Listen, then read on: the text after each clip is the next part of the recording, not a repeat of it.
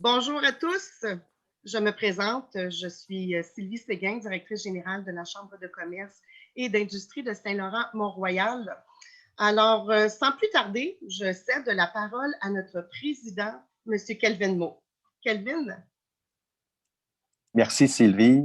Bonjour à tous et bienvenue à cette conférence virtuelle. Nous sommes très heureux d'accueillir aujourd'hui 4 invités spéciaux. Le président, directeur général de l'Institut de développement urbain du Québec, M. Jean-Marc Fournier, ex-ministre, député de Saint-Laurent, pour ne pas dire notre préféré, là, parce qu'il va rire un peu plus.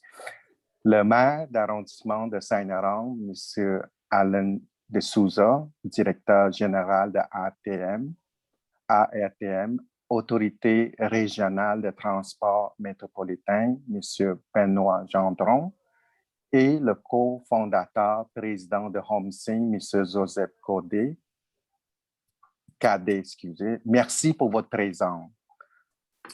Comme la Chambre veut également souligner nos partenaires majeurs, Ville de Mont-Royal, arrondissement Saint-Laurent, Desjardins Entreprises, Laverie d'avocats, qui sont toujours avec nous. Merci encore une fois.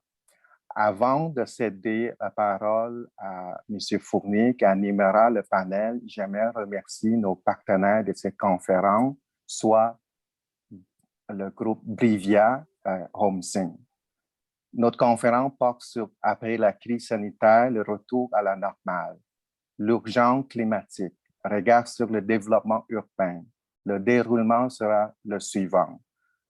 Nous aurons les allocutions de nos 4 invités suivies une période de questions. On vous invite à poser vos questions en utilisant la section de bas de votre écran, le QR ou le Q&A. Maintenant, j'aimerais céder la parole à notre premier invité, le président directeur général de UDU, M. Jean-Marc Fournier. Jean-Marc, à vous la parole. Bonjour Kelvin et bonjour Sylvie, bonjour à tout le monde de la Chambre et évidemment aux membres du panel là, que j'aurai l'occasion d'animer avec eux tantôt. Ça fait un grand plaisir d'être de retour virtuellement à Saint-Laurent. Je suis très, très heureux de vous voir à mon écran en espérant pouvoir vous voir pour vrai très bientôt. On est plusieurs sans doute qui avons eu notre premier vaccin, alors on attend le deuxième puis on va être bon pour aller se retrouver. Alors, essentiellement, je vais dans un premier temps, pendant une dizaine de minutes, faire une courte allocution de mise en contexte. L'idée, c'est un peu de se dire, mais on en est où maintenant? Inondé dans une crise sanitaire, parfois on oublie d'où on vient, puis on ne peut pas vraiment voir très, très loin où on va. Je ne peux pas dire que ma boule de cristal est meilleure que celle de personne d'autre, d'ailleurs. Mais ça vaut quand même la peine de faire l'exercice de se demander qu'est-ce qui va advenir de nous au cours des prochaines années, d'autant qu'on dirait qu'il y a une accélération des développements, et je vais revenir tantôt, mais juste à voir la rencontre de M. Biden aux États-Unis sur la question climatique la semaine dernière. Vraiment, on est dans un horizon bien différent de celui qu'on connaissait il y a un an à peine. Alors, donc, d'entrée de jeu, je vais vous présenter la façon dont je vois la chose actuellement pendant une dizaine de minutes. Et je vais me retenir pour essayer de ne pas déborder. D'abord, je vous dirais que si on retourne un peu en arrière et pas très loin, juste avant la crise, avant la pandémie, on se souvient de quoi? Les grands événements, c'est Greta qui est sur la montagne et qui amène avec elle des centaines de milliers de personnes, surtout des jeunes, qui viennent partager, je dirais, des réflexions ou en tout cas des motivations face au changement climatique. On était à l'époque, on parlait beaucoup du climat. C'était jusqu'à un certain point, les questions de transport collectif devenaient de plus en plus importantes. Puis M. Gendron va nous en parler tantôt. Mais je dirais qu'il y avait un regain de vie pour l'urbanité. Ceux qui imaginent là, les années, je dirais 2010 à 2000, on voit le développement notamment de Griffintown. Griffintown, c'est quand même la densité. C'est du monde qui se rapproche. Et ça, c'était la vie jusqu'à il y a 1 an. On était dans une période où on voyait la vie urbaine comme étant aussi une réponse qui devait être donnée à l'étalement urbain. Et la question climatique était dans le paysage. On savait que c'était là. On se demandait si c'était pour nous toucher vraiment personnellement. Puis là, est arrivée la pandémie avec évidemment un effet très, très grand, la distanciation physique obligatoire et le télétravail qui s'est imposé. Et ça, ce sont 2 dimensions qui nous ont, je dirais, amenés vers, évidemment, quand on parle de distanciation puis de télétravail, c'est le contraire de la densification. Ça a amené un certain exode, il ne faut pas exagérer non plus, mais quand même, ça favorisait un étalement urbain qui était déjà passablement grand au Québec, si on le compare avec les autres provinces canadiennes. Il faut savoir que parmi les grandes RMR, c'est celle de Montréal au Canada qui a connu l'étalement le plus lointain, si je peux l'exprimer ici. Et parmi les petites et moyennes, c'est Québec. Alors, au Québec, côté étalement, on l'avait pas mal. Et là, la distanciation, le télétravail est venu accélérer cet élément-là. Ça provoque quoi? Ça provoque évidemment, au-delà de l'étalement urbain, ça a provoqué une crainte de rapprochement, forcément. On nous dit de ne pas se rapprocher. Une crainte notamment d'utilisation du transport collectif, métro, autobus. Par ailleurs, en mineur, il faut aussi rappeler, surtout au début, il y a eu on a beaucoup parlé du panier bleu. On voyait que les chaînes d'approvisionnement étaient rompues. Et là, on a commencé à parler de l'importance de l'autonomie alimentaire. Tout à coup, l'agriculture, notre territoire prenait une importance. Je pense que c'est un peu moins là maintenant, mais ça a fait partie et ça fera partie de l'héritage de la pandémie. Et puis, maintenant, on aborde donc la dernière phase, je pense qu'on peut le dire ainsi, le premier vaccin qui sera suivi du 2e vaccin. Personnellement, j'ose espérer qu'on va passer, que nos dépenses personnelles vont passer du Rona au resto. Alors, ça va peut-être calmer un peu l'effet sur l'immobilier.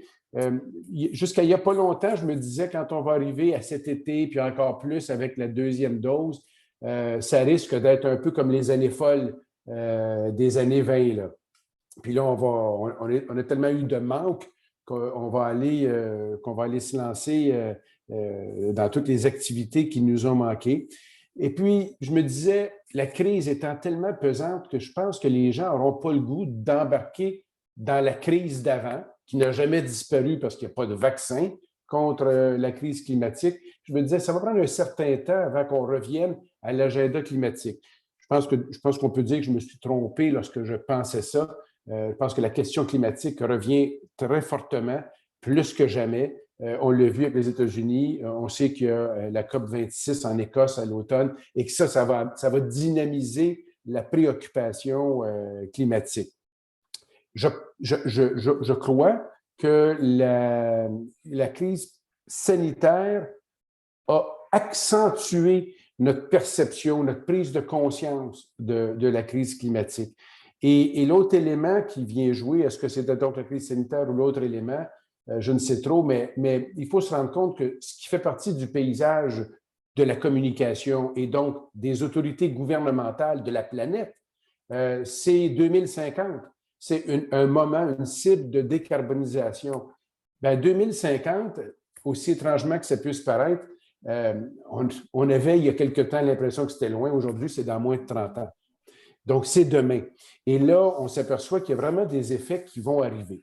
Alors, on en est où? Qu'est-ce qui va arriver très, très bientôt et pourquoi est-ce que ça interpelle l'urbain, selon moi?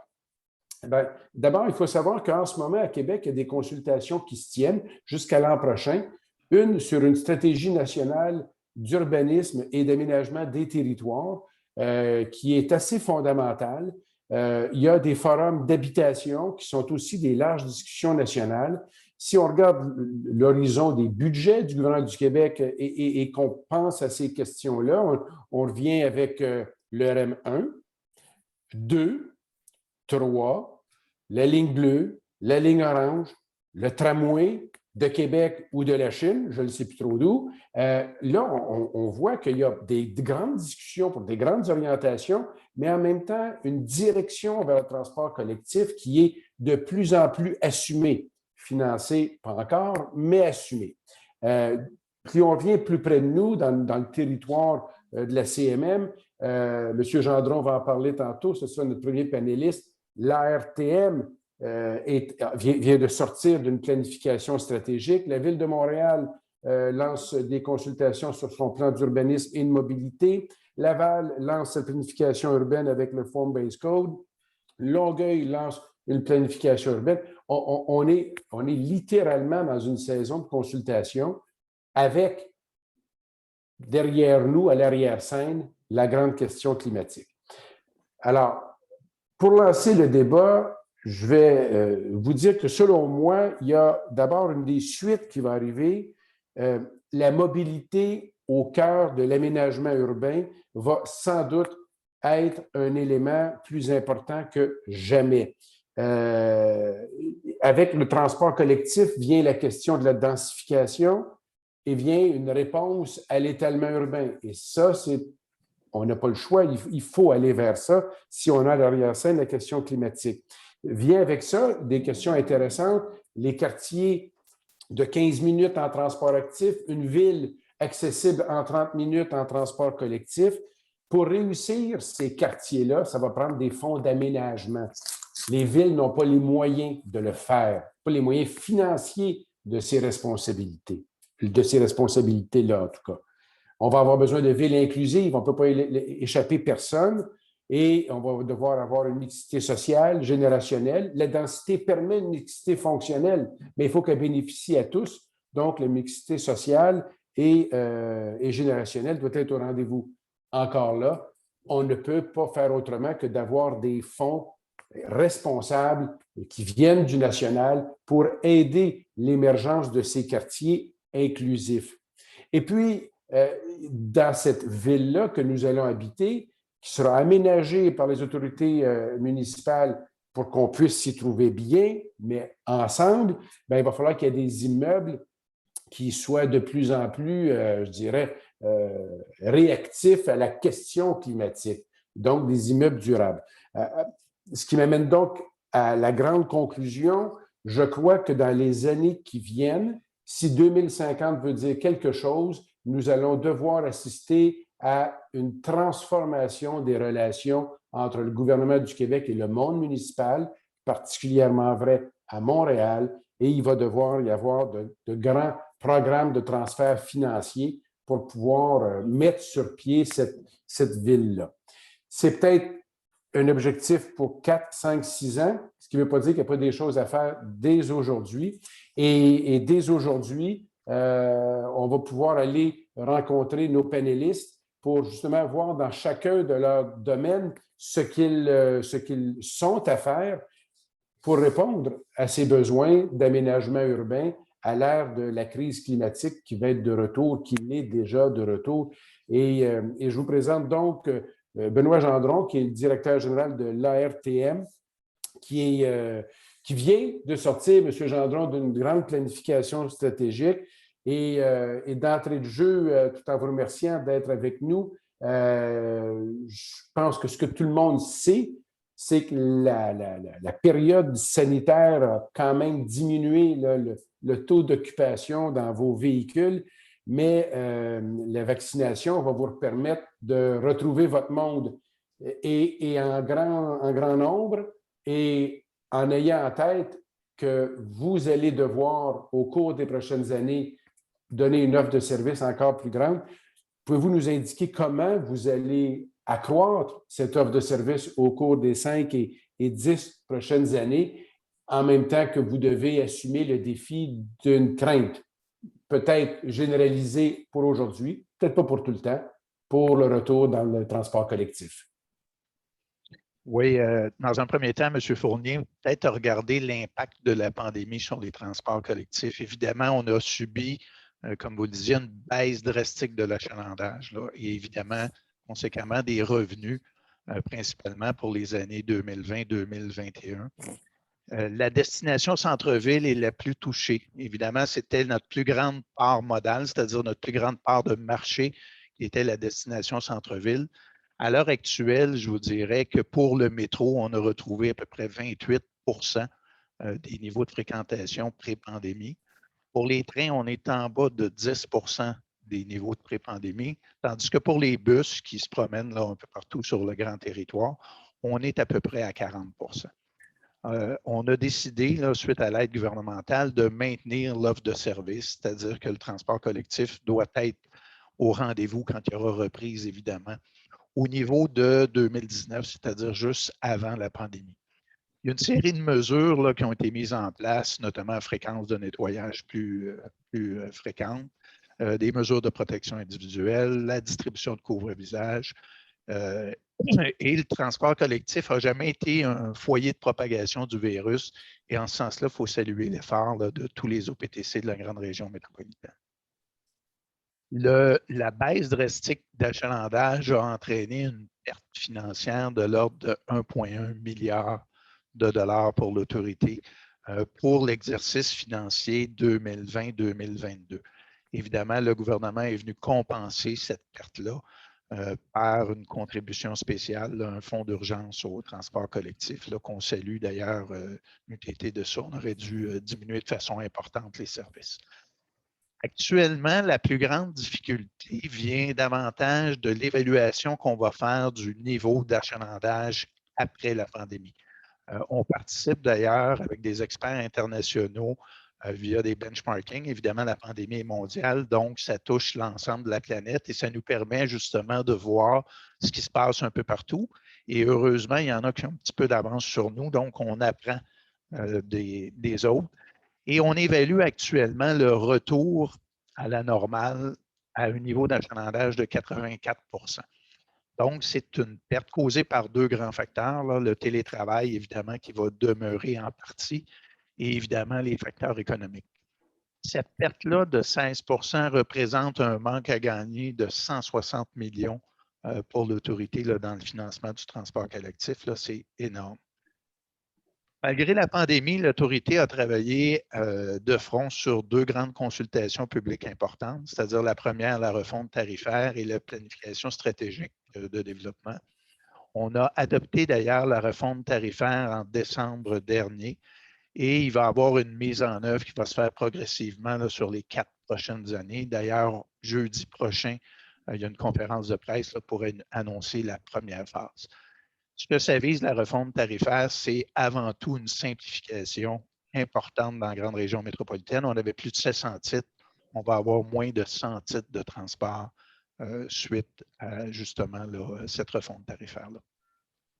Le plan stratégique, quant à lui, a été adopté le 15 avril dernier. Il a été transmis au gouvernement afin de valider sa conformité là, aux orientations gouvernementales en matière d'aménagement du territoire avant son approbation par le Conseil de la communauté métropolitaine de Montréal, qui est envisagé là, dans les prochains mois.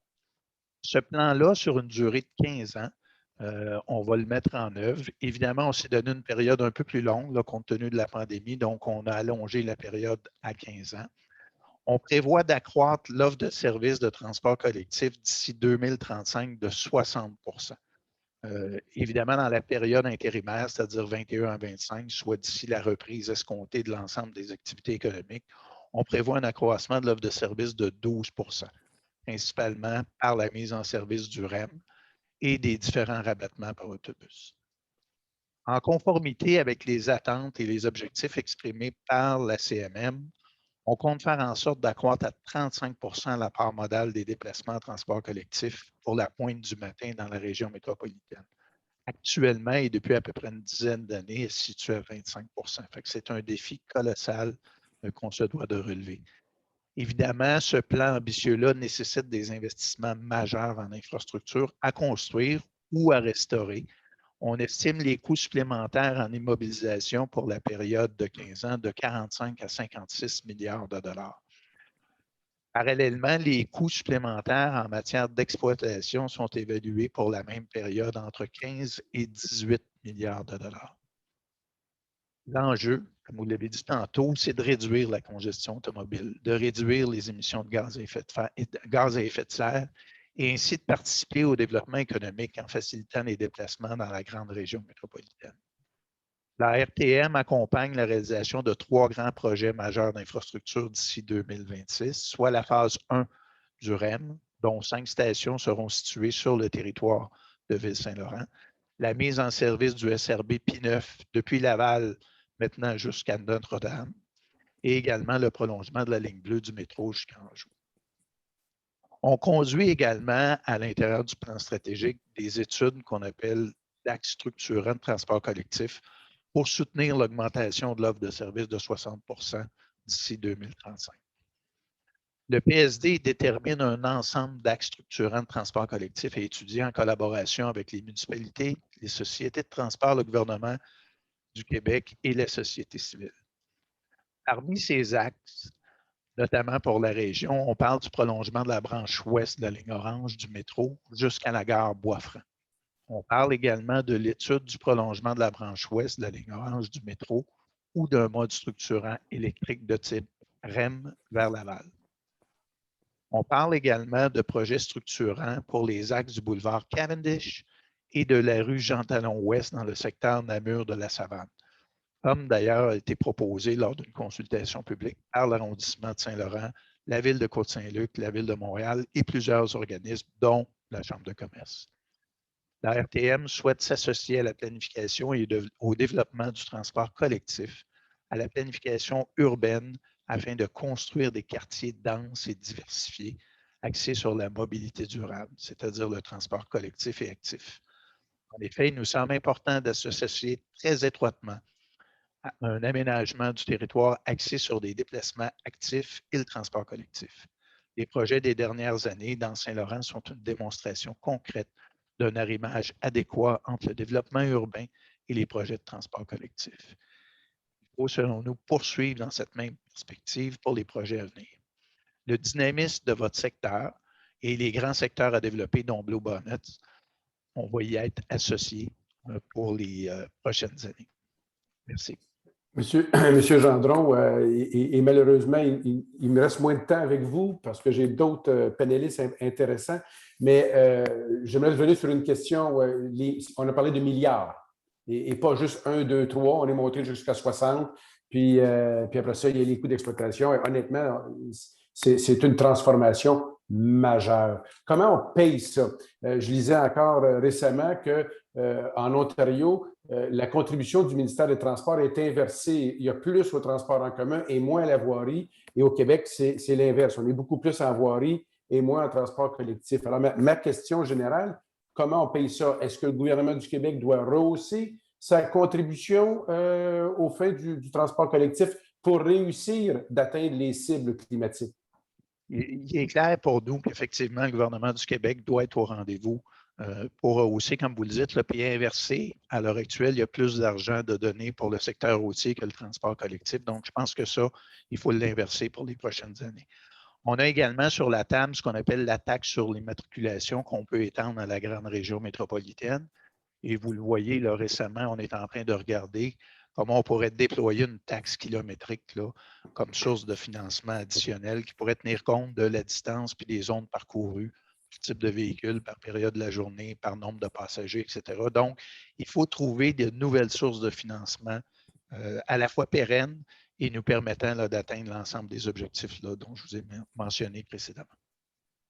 Merci beaucoup, M. Gendron. Puis merci d'avoir donné, et puis on vous garde avec nous là, parce que Kelvin aura des questions à la fin de la tournée de chaque panéliste, mais merci d'avoir soulevé un certain nombre d'enjeux pour lesquels M. de Souza, le maire de Saint-Laurent, travaille depuis des décennies. J'aurais presque dit des siècles, mais franchement, c'était trop, mais en tout cas depuis le dernier millénaire. Ça, je peux vous dire qui était déjà sur ces dossiers-là. Alors, M. de Souza, c'est un grand plaisir d'être avec vous. Puis, comme on n'a pas beaucoup de temps, je vais laisser faire les préliminaires simplement pour embarquer dans le vif du sujet. On a parlé avec M. Gendron, puis c'est important, lorsqu'on regarde la question climatique, de parler de densification des milieux urbains. En période sanitaire, on sait que ce n'est pas quelque chose de si facile à imaginer, mais on n'a pas le choix. Il va falloir développer des modes de densification adaptés, attrayants, que les gens ont le goût, auxquels ils ont le goût de s'associer. Mais avant d'aller sur ce sujet-là, j'aimerais vous garder sur un premier sujet qui est dans le fond, qui est la couleur locale de Saint-Laurent.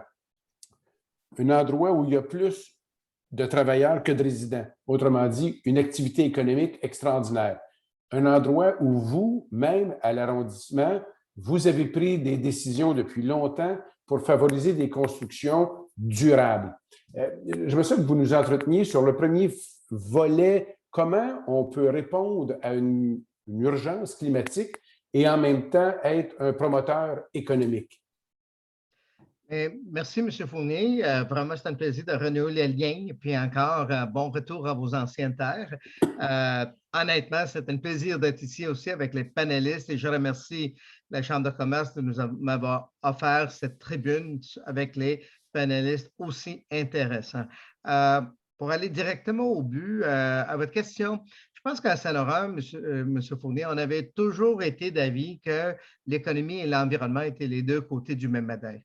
Et pour autant que Saint-Laurent a toujours eu une réputation forte depuis longtemps en étant le moteur économique de la grande région de Montréal en termes de développement manufacturier, industriel et d'autres, la nuance que j'ai apportée en tant que maire était que si effectivement on ne prend pas soin de l'environnement, on n'aurait pas d'économie.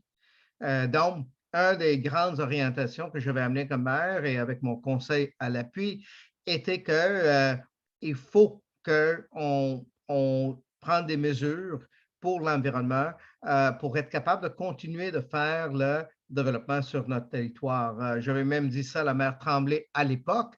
Je dis, Gérald, il n'y aura pas un développement économique si vous n'avez pas les mesures pour protéger l'environnement. Et à son crédit, il avait vite compris, il a accepté, réalisant que les deux vont main en main. Ayant dit ça, pour nous, Saint-Laurent, c'est dans une position que par son lieu géographique a toujours été choyé en étant un lieu central.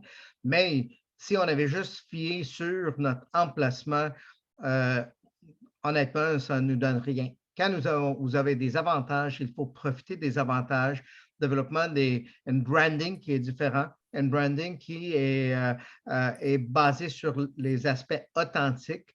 Et notre engagement vers l'environnement était toujours d'avoir une authenticité. Bien sûr, on veut des emplois. On veut des emplois en même temps, des emplois de qualité, des emplois. Pour cette raison, on avait commencé à regarder dans un contexte de redéveloppement que chaque décision qu'on prend à Saint-Laurent, aussi petit ou grand que ça peut être, doit être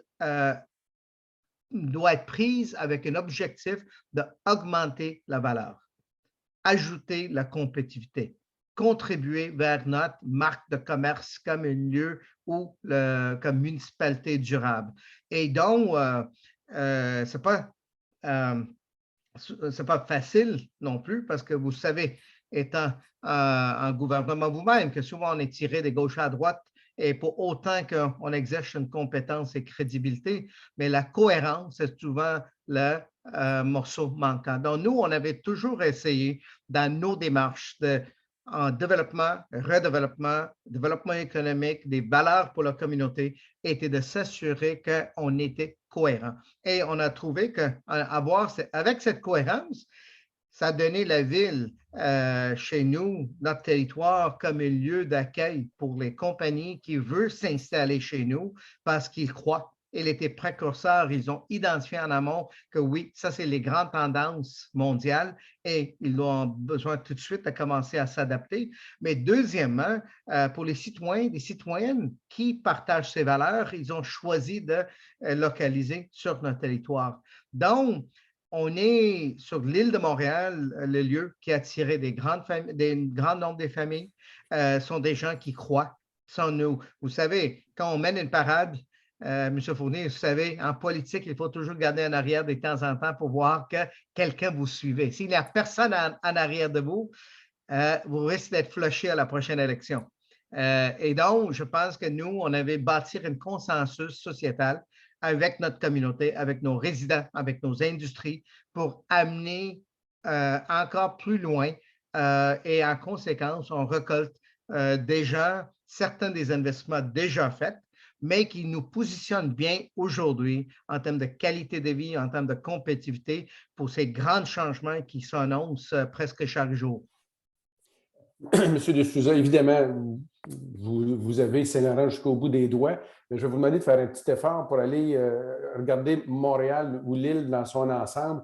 Vous venez de parler de redéveloppement, parce que souvent, il y a des sites qui doivent être requalifiés. Bon, il y a une certaine économie du passé, puis c'est laissé, je dirais, un peu à l'abandon. Puis là, il y a une possibilité de redonner vie à certains sites. On parle beaucoup du REM 2.0 pour l'est de la ville où il y a beaucoup de terrains qui, s'ils étaient accessibles et décontaminés, évidemment, deviennent des leviers économiques excessivement importants.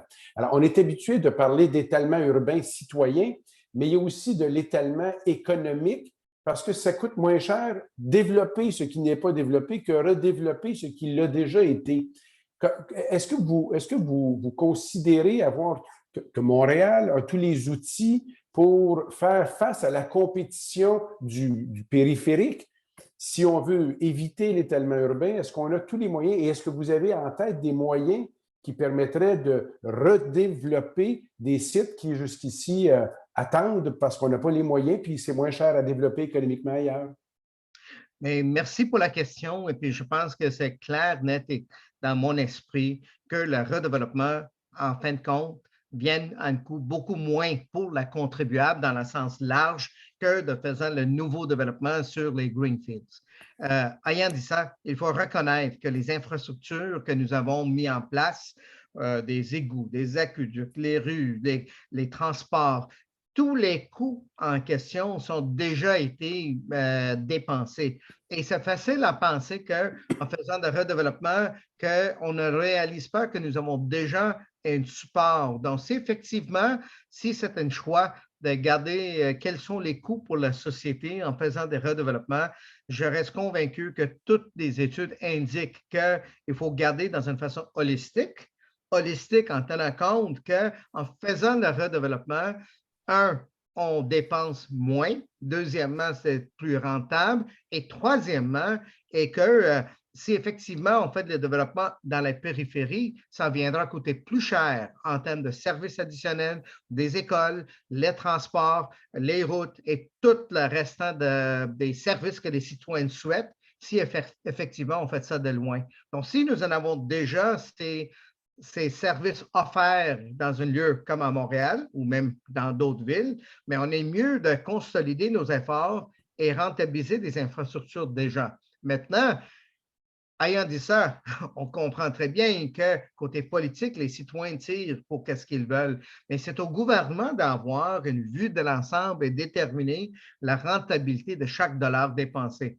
Et je pense que la Ville de Montréal a des opportunités incroyables pour le redéveloppement des certains secteurs qui pourraient être considérés comme des anciens sites industriels. On pense de la Chine, on parle de Sud-Ouest, on pense de l'Est de Montréal, partie nord de Montréal.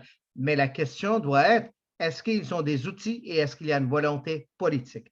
Des outils, de tout ce que j'ai vu par l'argent que le gouvernement a mis à la disposition de la Ville de Montréal pour la décontamination des sites sont là. Ils ont des outils réglementaires, ils ont des outils financiers, ils ont le statut du métropole qui donne un certain pouvoir et les moyens de le faire. Mais la question était qu'au-delà d'avoir des outils, il faut avoir un plan d'exécution. Et à ce moment-là, si j'avais une recommandation à faire dans une façon non partisane, qu'il ne faut pas laisser cet argent dormir. Il faut utiliser cet argent d'une façon productive et il faut à ce moment-là s'assurer que ces investissements sont faits dans une façon intelligente pour être capable de rendre ces espaces non seulement accessibles, mais acceptables socialement parlant pour le développement ultime, soit résidentiel, soit industriel, soit commercial. Et je pense que ce plan d'exécution doit être travaillé parce qu'actuellement, des outils sont au rendez-vous, mais les résultats ne sont pas. Monsieur le maire, on a parlé du développement économique. Puis vous nous dites qu'il y a aussi une question de mobilisation politique, là, de dire comment on prend les moyens de se rendre à la destination ou à la cible qu'on a visée. Vous avez aussi commencé en parlant d'un élément qui est très, très important en politique. Il faut s'assurer que ceux qu'on tire sont toujours accrochés à nous parce que s'ils ne sont pas là, ils vont nous pousser pour aller sur la ligne de côté. Alors, parlons justement des citoyens. On sait lorsqu'on dépense pour des infrastructures en aqueduc ou avec M. Gendron pour un REM ou pour un métro, ça prend du monde qui vont justifier cette dépense-là. Mais une fois qu'elle est faite, ça attire des services privés, des services publics. Puis, donc, de se rapprocher permet d'avoir un coût plus économique pour avoir des services, notamment des services publics. Reste que, et ça, c'est ma question au maire qui s'intéresse à ses citoyens et qui va en attirer davantage. On est encore dans une pandémie. Comment on fait pour donner le goût aux citoyens de revenir vivre en ville, de se rapprocher? Comment on donne le goût d'une densité? Comment on fait une densité adaptée et attrayante? Bien, Gab, très bonne question et je vous avoue que c'est une question qui me préoccupe au plus haut niveau. Je sais que moi, je suggère qu'on doit être opportuniste. Opportuniste dans une façon positive, dans une façon prévoyante, dans une façon où on peut bien planifier. Quand nous avons des occasions d'avoir des grandes infrastructures qui sont mises et réalisées sur notre terrain, il faut tirer au max de ces investissements-là pour être capable d'ajouter la valeur. Et une des façons de le faire, de bâtir autour de ces grandes infrastructures, les communautés aussi denses comme personne ne peut se voir, mais aussi des endroits attrayants, les lieux où vous avez une qualité de vie, les lieux où les gens veulent s'installer, où les gens peuvent avoir tous les éléments à leur disposition, soit des offres commerciales, soit des services, soit la connectivité par les voies cyclables, piétonnes, des corridors de biodiversité. Il faut trouver des façons d'amener la nature dans ces endroits-là pour qu'un citoyen et une citoyenne peut trouver que wow, c'est quelque chose pour laquelle j'attire. Et puis, nous en avons des exemples. M. Fournier, comme vous savez, comme ancien député, vous avez eu l'occasion de visiter notre territoire et ce n'était pas par accident qu'on est devenu la pôle d'attraction pour les familles partout au Québec. Quand les gens souhaitent installer, ils viennent chez nous. Donc, ce n'était pas un accident. Ce n'est pas parce qu'ils ont venu installer pour les beaux yeux du maire. Ils ont choisi de venir ici parce qu'ils ont trouvé que c'était dans leur intérêt pour eux. C'est un lieu sécuritaire où ils peuvent lever leur famille en sécurité. Il y a une qualité de vie qui est importante. La qualité d'architecture est là. La connectivité avec la nature est là. Et à ce moment-là, quand vous avez des éléments comme ça qui permettent les gens d'avoir cette bonheur et choisir de voter, et maintenant je parle d'un vote dans un contexte de choix de localisation, de voter avec leur argent, de s'installer là-bas. Et la preuve est dans plusieurs des voisinages que vous avez eu l'occasion de visiter. On parle de Bois-Franc, mais il y a beaucoup d'autres voisinages où ces genres de lieux se trouvent. Et en même temps, avec les millionnaires, avec les gens qui ont ces choix-là, il n'y a rien de plus puissant que la bouche-oreille. On ne fait pas des annonces. On n'achète pas la publicité. On ne fait pas ça avec grand tambour et trompette. Non, ça passe de bouche à oreille et déjà, il y a un réseau très, très puissant qui milite dans ce sens. Donc, si on réussit à en ajouter ces éléments de valeur pour s'assurer que la densité, ce n'est pas perçu comme une négative, mais une densité, c'est attrayant, à ce moment-là, ça permet les gens de faire les choix intelligents. Ça permet, nous, de faire une densification intelligente. Et c'est ça qu'il faut faire. Monsieur le maire, merci beaucoup. On aura l'occasion de revenir avec la période de questions. Je vais aller tout de suite à notre troisième panéliste parce qu'on a parlé, et puis monsieur le maire a ouvert le chemin un peu en parlant de l'architecture puis de la qualité de vie. On va aller rencontrer Joseph Cadet et monsieur Cadet, on va parler de l'immeuble lui-même, parce qu'au-delà du gouvernement du Québec, puis des grands services comme ceux qui sont offerts par la RTM, puis des décideurs municipaux qui prévoient l'aménagement, il reste tout de bien qu'à un moment donné, il y a une bâtisse. Il y a une place où on vit, où on travaille, qui sont donc construites. Et comment vous voyez Quels sont les développements et ceux qu'on a eus et ceux qu'on aura qui permettent d'inscrire l'immeuble dans la trame de solution de l'urgence climatique et de la crise climatique? Quels sont les moyens qui sont à notre disposition ou qui deviendront bientôt?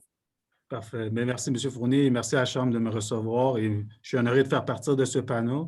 C'est sûr, certain que lorsqu'on regarde l'immobilier en général, il y a beaucoup de développement à faire et on est un petit peu en retard, mais il y a des solutions excessivement simples pour contrôler notre consommation énergétique. Puis, il faut intégrer des solutions, des plateformes logicielles pour pouvoir contrôler tout simplement notre contrôle énergétique, ça via des thermostats intelligents, via des plateformes logicielles. Et vous savez, un bâtiment aujourd'hui, plus de 50% de sa consommation énergétique vient du contrôle de température via la climatisation ou le chauffage.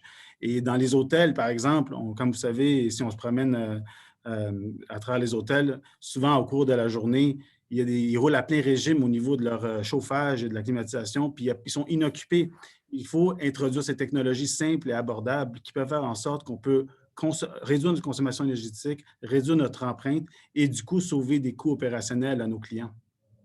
Alors, chez HomeSync, si je comprends bien, vous êtes beaucoup dans le... Moi, je ne suis pas un spécialiste de domotique et autres, là, mais certainement dans le contrôle de la température à l'intérieur des bâtiments. Est-ce qu'il y a d'autres éléments, à part les contrôles, par exemple la géothermie, d'autres éléments qui peut-être ne sont pas utilisés au maximum aujourd'hui? Oui, effectivement. Donc là, évidemment, on parle d'urbanisation, on parle de rendre ce concept-là attrayant aux usagers. Dans les 5 prochaines années, on voit une évolution importante dans le développement immobilier dans le secteur résidentiel. Et nous, on introduit des applications infonuagiques qui permettent à ces résidents-là de vivre une meilleure qualité de vie puis de se sentir connectés avec leur environnement puis leur communauté, comme par exemple de pouvoir gérer son unité à distance ou de pouvoir réserver une salle dans les aires communes pour pouvoir faire du télétravail. Et alors, il y a un taux d'adoption favorable de ce genre d'application mobile qui permet de se sentir connecté à son bâtiment. Et via des technologies qu'on a parlé de thermostats intelligents, mais il y a aussi des valves motorisées, il y a des stores motorisés et aussi tout ce qui est contrôle d'éclairage. L'usager va être capable de maintenir puis de gérer son mode de vie puis de réduire son empreinte énergétique, sa propre empreinte énergétique, puis contribuer aux cibles du gouvernement en tant que tel. Je vais vous poser la question à 64 000 surtout aujourd'hui, quand le 2 par 4 a été multiplié par je ne sais pas combien, puis les coûts pour acquérir un toit est devenu de plus en plus important. Qu'est-ce qui va permettre de généraliser l'utilisation des outils qui vont permettre une économie énergétique, d'avoir plus d'efficacité énergétique? Quels sont les moyens pour les gens qui aujourd'hui se demandent comment ils peuvent devenir propriétaires? Je pense aux jeunes, notamment, là, oui, qui sont un peu pris au piège. Est-ce qu'il y a des facilités? Est-ce que ça vaut la peine? Bien, les jeunes, surtout, sont un peu plus éco-énergétiques et ils sont un peu plus conscients de ces concepts-là.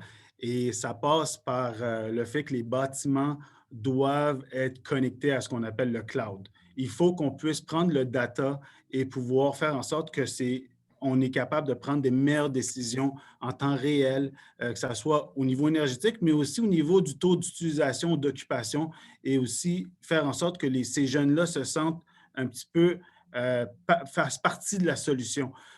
C'est sûr et certain que le coût de l'immobilier est en avance sur le marché et il prend un peu plus du galon, mais c'est sûr qu'on pense qu'avec tout ce qui est l'empreinte énergétique, il faut absolument qu'on puisse la réduire pour faire en sorte que ces jeunes-là se sentent concernés par leur perspective d'être éco-environnementaliste. Merci, M. Cadet. Kelvin, c'est le moment, et je suis à peu près là, dans le respect de l'horloge qu'on m'avait demandé, mais en te passant la parole, je voudrais quand même apporter une conclusion. M. de Souza a parlé de cohérence. Et on est dans une période où on n'a pas le choix. On va devoir prendre des vrais moyens pour atteindre des cibles. Parce que là, le chronomètre, il tourne puis on le voit venir. Et je crois que si on pense au transport en commun, si on pense à l'aménagement de nos villes et si on pense même à nos propres habitations, on va avoir besoin que les moyens suivent les cibles. Et ma conclusion est donc qu'on doit réinventer la façon dont l'État, et nous sommes l'État, nous sommes les citoyens de cet État, comme notre système, il va falloir qu'on se donne des moyens pour faire les vrais changements. On n'a pas le choix, il reste moins de 30 ans et il faut commencer à agir maintenant. Kelvin, maintenant, la parole est à toi. Merci, c'est vraiment intéressant. Nous avons des questions qui sont rentrées. La compagnie, c'est Carda Work. C'est qu'avec l'arrivée de Carda Work dans Ville-Saint-Laurent, c'est 400 personnes de plus qui viendront travailler tous les jours sur le territoire de Ville-Saint-Laurent. Compte tenu de vos objectifs de diminuer l'utilisation des voitures, comment comptez-vous augmenter l'offre de transport en commun dans le quartier industriel de l'arrondissement? C'est un exemple typique. Là. À Ville-Saint-Laurent, vous avez quand même un territoire résidentiel, puis d'autres territoires, c'est vraiment un territoire industriel. Et à Ville-Saint-Laurent, vous avez à peu près 100 000 résidents qui créent beaucoup plus que centaines de milliers d'emplois. Ça veut dire qu'il y a beaucoup de monde qui vient d'ailleurs. À vous, M. Jean-Marc et nos invités, si vous pouvez répondre à Carda Work. Je vais passer la rondelle rapidement à M. Gendron et M. de Souza qui vont sûrement avoir beaucoup de plaisir avec la rondelle. Vous êtes fin, M. Fournier. Évidemment, là, avec l'arrivée du REM, on l'a vu tantôt, là, dès 2023, le REM va être en service là, pour l'ensemble des secteurs de Ville-Saint-Laurent. Évidemment, la fréquence, le REM tantôt, c'est l'équivalent d'un métro de surface avec des intervalles de passage qui sont très rapprochés et qui vont permettre également un redéploiement des dessertes par autobus pour justement venir alimenter, que ce soit des quartiers résidentiels ou les quartiers industriels, d'une meilleure façon qu'à l'heure actuelle. Donc, on est très confiant qu'avec l'arrivée de ces nouveaux systèmes-là, on va être en mesure de répondre adéquatement. Il y a également des ententes particulières avec les entreprises en termes de partage, justement, des coûts de transport collectif, là, où il y a des ententes qui sont prises avec les entreprises qui paient une partie de la carte pour des abonnements annuels pour justement favoriser le fait que les citoyens se déplacent là, en transport collectif là, plutôt qu'avec l'usage de l'automobile. Si M. de Souza, vous voulez compléter. Et premièrement, je pense qu'avec l'arrivée du REM, il y a sûrement, avec ARTM, la notion des express métropolitains qui sont partis de cet effort pour s'assurer que les gens qui vont prendre le REM et des autres formes de transport pourraient avoir un accès direct. Mais deuxièmement, juste hier, on a eu l'occasion de parler avec la Société de transport de Montréal qui est en train de refigurer leur offre de service, en fonction de la REM, mais aussi en termes de besoins des citoyens. Et il y a une consultation qui est dégagée par l'STM pour obtenir l'information, pour chercher l'information, chercher les besoins et la pouls de la communauté avant qu'ils proposent des changements aux diverses lignes d'autobus qu'ils visent remanier et puis rechanger. Donc, premièrement, permettez-moi d'inviter les citoyens et les citoyennes de participer dans cet exercice avec l'STM.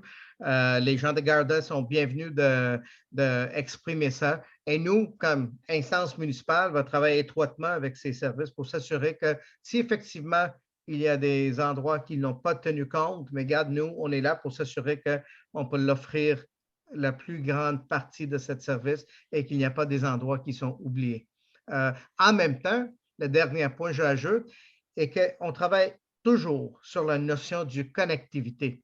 Notre Saint-Laurent réussit parce que non seulement on est bien placé, mais on n'a pas pu être mieux connecté, on n'a pas pu être trop connecté. Donc, par tous les outils, non seulement de transport en commun autobus, mais par le vélo et par d'autres moyens, on s'assure que notre communauté peut avoir des corridors de connectivité avec tous les endroits qui nous entourent.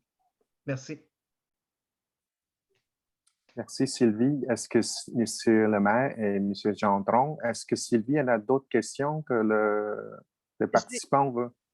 J'ai une personne qui a levé la main et puis c'est André Lefebvre. Je vais lui permettre de parler si Alors, je vais ouvrir et puis je vais voir si M. Lefebvre veut prendre la parole. Monsieur Lefebvre, j'ai activé comme de quoi vous pouvez parler. Je ne sais pas si vous voulez parler. Oui, bonjour. Bonjour. Est-ce que vous m'entendez? Oui, on vous entend. Très bien. Est-ce que vous me voyez? On voit juste votre nom, mais c'est pas grave. Vous pouvez poser votre question. Parfait, parfait. Écoutez, merci pour le droit de parole. Je suis en train d'écrire ma question. J'ai peut-être accroché la main par hasard, la main levée par hasard. Mais ma question, c'était, en fait, en tant que propriétaire de logements locatifs, je me demandais c'est quoi votre vision de l'avenir du tribunal du logement, étant donné que pour un propriétaire de logement qui veut investir dans son immeuble, le temps le délai de récupération de son investissement, selon la grille de calcul des augmentations de loyer de la Régie du logement, peut être de 33 à 40 ans. Ça devient difficile pour un propriétaire de logement locatif de pouvoir investir dans de nouvelles technologies pour justement assurer un développement durable, économiser l'énergie, etc. Donc, je me demandais si vous aviez des commentaires là-dessus. Là. Alors, comme je suis l'animateur, je répartis les questions. Je vais en passer une partie à Joseph. Juste avant, je vais peut-être prendre mon ancien habit alors que j'étais dans un gouvernement. Mais il est sûr que la question du tribunal ramène à la question du droit des propriétaires et des locataires. Et pour la vie à venir, il faut certainement envisager des milieux de vie inclusifs où tout le monde est respecté et que les droits sont les mieux protégés. Dans ce sens-là, je pense que le tribunal va demeurer en place et c'est tout à fait normal et correct ainsi. Lorsque vous posez la question sous l'angle et c'est l'angle que j'ai soulevé avec Joseph tantôt, sous l'angle de comment pouvoir se doter d'équipements qui vont dans le sens des cibles visées par le gouvernement, les gouvernements, celui d'avoir les moins d'effets en termes de GES, et de protéger la planète. Et là, la question, c'est comment on paye ça. Bon, Joseph va revenir sur le sujet. Personnellement, je crois je reviens au mot cohérence. Si le gouvernement veut inciter les gens à prendre le transport en commun, il va devoir mettre des sous dans le transport en commun, bien différemment de ce qu'il fait présentement. Si on veut avoir des villes densifiées de façon attrayante pour qu'il y ait des corridors piétons, pour qu'il y ait des services qui soient à proximité, il va falloir qu'il y ait des fonds pour ça. Si on veut s'assurer que les gens utilisent les nouveaux moyens, bien, il va falloir, comme ceux dont Joseph est dépositaire et qu'il implante, bien, il va falloir qu'on aide les gens. À un moment donné, ça ne peut pas être que le bâton, la cohérence, ça doit aussi être la carotte. Il faut donner des incitatifs qui vont dans le sens des cibles. Et c'est à ce prix-là qu'on va réussir le virage qui nous amène en 2050. Joseph? Oui, merci, M. Fournier. Sur la même veine, c'est sûr et certain aussi que les technologies aujourd'hui nous permettent de payer de façon plus dans un mode utilitaire, donc paiement mensuel, un peu comme toutes les facettes de la technologie, et de minimiser les frais de CAPEX initiaux. Aussi, comme sur la même veine que M. Fournier, je pense qu'en prenant notre bâtiment puis en le connectant au cloud en tant que tel, là, ce qu'on est en train de faire, c'est qu'on est en train de créer du data qui nous permet non seulement à nous de monitorer notre consommation, mais ensuite de pouvoir transférer cette consommation-là puis cette information-là et la rendre accessible au gouvernement. Et je pense que c'est à ce moment-là que le gouvernement pourra implanter des initiatives et des incitatifs financiers pour pouvoir redonner à celui qui fait en sorte qu'il réduit son empreinte énergétique. Mais tant qu'on ne fait pas nos bâtiments et on n'intègre pas nos bâtiments de façon intelligente au grid ou à l'infrastructure ou à la communauté et aux yeux du gouvernement, je pense qu'on est un petit peu laissé au hasard puis un peu aveugle dans les circonstances. Donc, les technologies vont nous amener à pouvoir intégrer tout ça et sont de plus en plus accessibles de façon, comme je disais tantôt, de façon utilitaire au niveau financier. Merci. Jean-Marc, est-ce qu'on veut peut-être conclure? Parce que je n'ai pas d'autres questions. Ah, à moins que... Oh, excusez-moi, je viens de voir... non, il y a quelqu'un qui vient de dire merci. Alors, il n'y a pas d'autres questions. Ben, écoute, moi je vais laisser chacun des panélistes offrir son mot de la fin. Le mien sera de vous remercier de l'opportunité que vous m'avez donnée à plusieurs titres, celui de discuter, entre autres, avec des gens qui s'y connaissent de sujets, à mon avis, très intéressants pour l'avenir de nos familles, nos quartiers, notre planète. Je pense que ce qui est devant nous va être très différent de ce qui est derrière nous. Alors, merci pour ça. Merci surtout de m'avoir donné l'occasion de vous revoir. On s'ennuie toujours quand on quitte. Évidemment, on sait pourquoi on quitte, puis on sait l'effet que ça aura. Mais quand on a l'occasion de venir dire bonjour à nos amis, ça fait toujours un grand plaisir. Donc, merci de l'opportunité que vous m'avez offert et au plaisir de vous revoir très, très bientôt. Et je laisse ensuite, peut-être dans l'ordre qu'on a eu des panélistes, M. Gendron, ensuite M. De Souza et M. Cadet, s'exprimer pour leur mot de la fin. Bien, merci d'abord à la Chambre et merci aux autres panélistes. Les défis sont grands. Évidemment, pour l'ensemble des secteurs qu'on a vus, les défis sont très, très grands, mais je pense qu'il est venu le temps de relever ces défis-là. Donc, autant les gouvernements, par rapport justement au mouvement dont M. Fournier faisait état au départ, là, avant la pandémie, on avait Greta là, qui venait justement nous rendre visite, mais ce mouvement-là, il est parti puis il est mondial. Donc, on se doit évidemment d'y faire face là, au retour de cette pandémie-là pour faire en sorte qu'on laisse pour le futur là, un avenir meilleur à tous. Et merci, merci Jean-Marc, merci Benoît et aussi avec Joseph. Je vous avoue que je profite de cette occasion de remercier les compagnies en Saint-Laurent. Pour ceux qui débutent, commencent ou pensent que c'est le temps de commencer, je peux vous affirmer que les compagnies à Saint-Laurent ont déjà fait ce virage parce que de 2009 à 2017, les compagnies de Saint-Laurent m'ont impressionné. Ils ont coupé leur émission de gaz à effet de serre de 26 % en comparaison avec les émissions de 1990. Donc, déjà, nous avons des gens qui sont très performants et ont déjà fait le virage. Et ça les positionne bien parce que je regarde des statistiques juste la dernière année, en 2020, en termes d'investissement à Saint-Laurent. Et pour la troisième année consécutive, on a eu un record des permis octroyés. En 2018, je pense que nos permis étaient de 250 millions de dollars.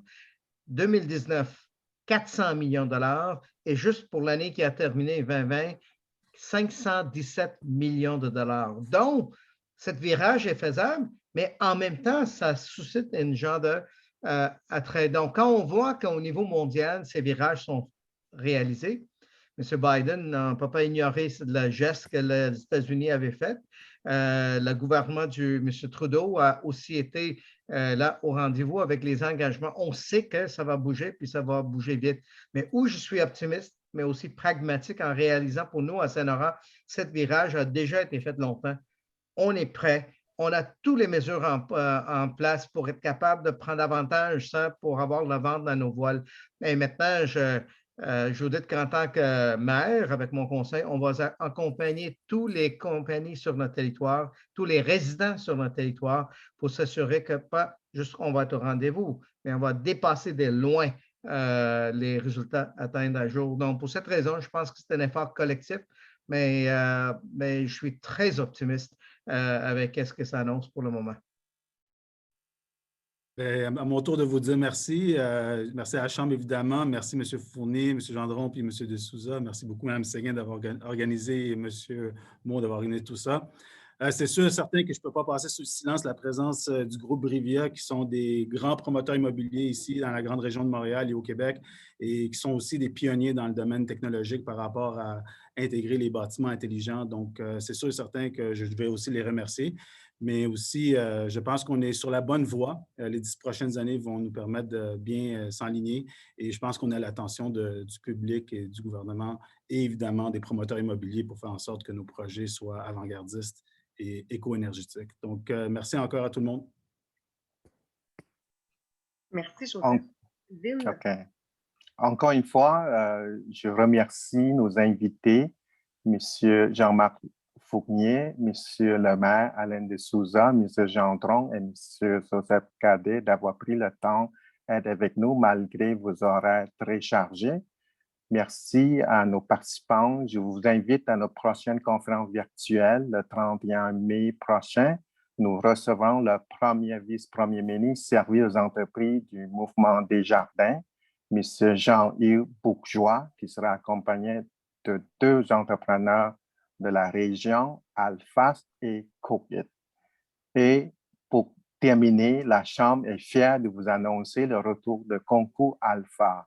La période de candidature sera du 10 mai au 11 juin 2021. Nos récipiendaires seront dévoilés lors de notre gala Alpha qui a lieu le 28 octobre. Ceci termine nos conférences aujourd'hui. Merci de votre écoute. Je vous remercie de votre participation. Merci encore à vous tous, M. Fournier, M. Gendron, M. Lemaire, M. Cadet et tous les participants, nos partenaires. La Chambre est toujours là d'accompagner nos membres, justement, que ce soit pour la mobilité, que ce soit pour les questions technologie, développement, nous sommes là pour nos membres. Et bon, merci, à très, très bientôt. Merci à tous. Merci. Salut! Bonjour Au tout le monde. revoir. Au revoir.